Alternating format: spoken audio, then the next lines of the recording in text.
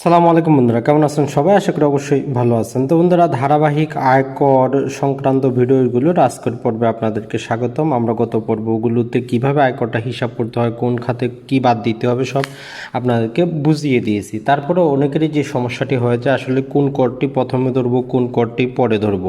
তো যাই হোক, আয়করের জন্য সর্বপ্রথম হচ্ছে যে মোট আয়, ওই ব্যক্তিটার মোট আয় কত এক আয় বর্ষে। এখন আয় বর্ষটা আপনারা অবশ্যই জানেন, যেটা হচ্ছে 1 জুলাই থেকে 1 জুলাই টু 13 জুন, এটা হচ্ছে আয়বর্ষ।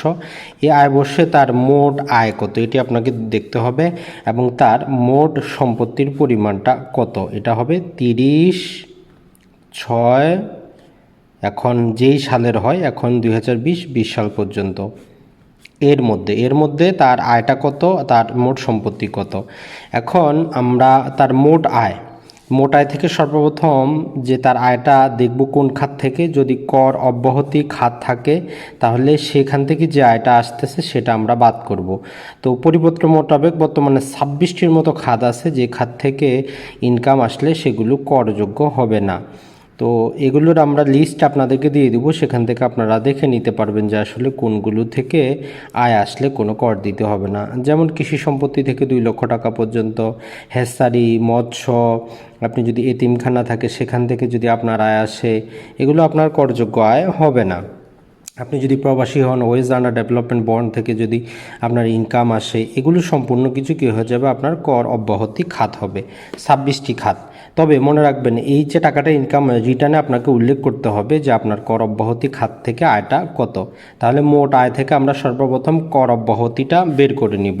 একজন ব্যক্তি যদি আমাদের এই যে 10 লাখ টাকার যদি ওনার মোট আয় হয়, ধরলাম 5 লাখ টাকা চলে গেল তার এই খাত থেকে, তাহলে বাকি আছে তার কত, 5 লাখ।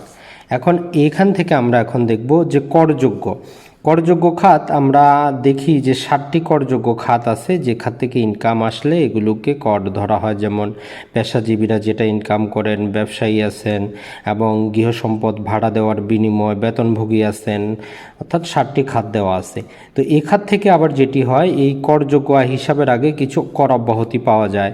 যেমন বেসরকারি চাকরিজীবী যারা আছেন, তাদের বাড়ি ভাড়া, তাদের চিকিৎসা, নানা প্রকার থেকে কর অব্যাহতি পাওয়া যায়। তো মোট আয় থেকে আমরা প্রথমে কর অব্যাহতিপ্রাপ্ত খাত থেকে আয়টা বাদ দিব, তারপরে করযোগ্য খাত থেকে কর অব্যাহতিটা বাদ দিব। এই দুটো বাদ দেওয়ার পর আমরা পাবো করযোগ্য আয়। তো আমরা এখানে 5 লাখ পেয়েছিলাম যে, আর এখানে ধরলাম যে আমরা 1 লক্ষ টাকা বাদ দিলাম, যেটা কর অব্যাহতি। তাহলে মোট করযোগ্য আয় হচ্ছে কিন্তু আমাদের 4 লাখ।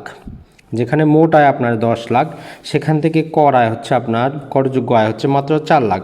এখন এই 4 লাখের মধ্যে আপনি কত টাকা কর নির্ধারণ করবেন, এর জন্য করের স্ল্যাব দেওয়া আছে, 0%ও আছে। অর্থাৎ কারো যদি 3 লক্ষ টাকা পর্যন্ত হয়, পুরুষ হলে তার কর দিতে হবে না। অর্থাৎ 4 লাখের মধ্যে 3 লাখে কিন্তু 0, তারপরে 1 লাখে বলা হচ্ছে 5%, পরে 3 লাখে বলা হচ্ছে 10%, তারপরে 4 লাখে 15, তারপরে 5 লাখে 20%, এবং পরবর্তী যা আসবে সব 25%। এগুলো পরিপত্রে দেওয়া আছে। তাহলে করযোগ্য আয় থেকে, করের স্ল্যাব থেকে আমরা কর দায়টা বের করব যে কত টাকা কর দিতে হবে। তো ধরলাম এখানে 4 লাখের ক্ষেত্রে যেটি হলো, ব্যক্তি 4 লাখ, 3 লাখ চলে গেল, 1 লাখের জন্য তাকে 5,000 টাকা কর দিতে হচ্ছে। 5,000 টাকা আমরা ধরে নিলাম যে 5,000 টাকা উনি কর দেবেন। তো এখন উনি আবার যদি নির্দিষ্ট কিছু খাত আছে সরকারের, সেই খাতগুলোতে যদি বিনিয়োগ করা যায়, তাহলে যেটি হবে সেটি হচ্ছে যে এখান থেকে উনি রেয়ায়ত পাবেন। রেয়ায়ত মানে হচ্ছে ডিসকাউন্ট পাবেন। এখন ডিসকাউন্ট কতটা পাবেন, এটাও নির্দিষ্ট নিয়মে বের করা যায়। তো আমরা প্রথমে কর দায় বের করব, কর দায় থেকে রেয়ায়তটা আমরা বাদ দিব। বাদ দিলে রেয়ায়ত পরবর্তী কর দায় বের হবে। তো ধরলাম সাপোজ এই যে উনি এখানে যেটি করেছেন, 5,000 টাকা ওনার কর দায় এসেছে, হয়তো ওনার আমরা ধরলাম যে 2,000 টাকা ওনার রেয়াত পেলেন, তাহলে ওনার রেয়াত পরবর্তী কর হচ্ছে 3,000 টাকা। 3,000 টাকা উনি কর দিবেন। তো এক্ষেত্রে আবার যেটা বলা হচ্ছে, উৎসে পরিশোধিত কর বাবদ, অর্থাৎ কিছু অগ্রিম কর কেটে নেওয়া হয়। আপনার যদি সঞ্চয়পত্র থেকে আয় থাকে, সেখান থেকে 10% করে সরকার কেটে নেয়, ব্যাংকে থাকলে 15% করে কেটে নেয়। তো এই জন্য উৎসে পরিশোধিত যেটা কর, ধরলাম আপনার সঞ্চয়পত্রে আয় ছিল, সেখান থেকে আপনি 10,000 টাকা সরকার কেটে নিয়েছে পূর্বেই, আপনার কর দিবেন কত, 3,000। সরকার নিয়ে গেছে কত আপনার থেকে, 10,000। তাহলে বাকি থাকতেছে কত আপনার, এই 7,000। এই 7,000কে তখন বলা হয় যে প্রত্যর্পণযোগ্য কর। আর যদি আপনার কোনো কারণবশত এই আয়টা না থাকতো তখন আপনাকে 3,000 টাকা দিতে হতো, যেটাই হচ্ছে যে পরিশোধযোগ্য কর বা নিট কর। তো মনে রাখবেন 10,000 টাকা পর্যন্ত এগুলো ট্রেজারি চালানের মাধ্যমে দেওয়া যায়, এর বেশি হলে তখন পে অর্ডার বা চেকের মাধ্যমে দিতে হয়। তো তাহলে যারাই কনফিউশনে ছিলেন যে কিভাবে এগুলো জানার পর আমরা বের করব, আরেকটু সহজ করে আবারও বলে দিচ্ছি। তো বলার আগে এটি আবার দেখিয়ে দিই আপনাদেরকে মোট সম্পত্তিটা, যেটি হচ্ছে যদি মোট সম্পত্তি 40 লাখ টাকা পর্যন্ত হয় তখন যেটি হয় সেটি হচ্ছে আপনাকে একটি পাতার মধ্যে সম্পদের আয় ব্যয়, আপনার স্ত্রী এবং যে সন্তান যারা যারা টিন সার্টিফিকেট নেয় বা আয়কর দেয় না তাদের যাবতীয় বিবরণটা আপনাকে লিখে দিতে হবে, যে আপনার কার জন্য কত টাকা খরচ করতেছেন, কিভাবে করতেছেন। এগুলো যদি 40 লাখের বেশি হয় তখনই দিতে হবে মোট সম্পত্তি, কম হলে দিতে হবে না।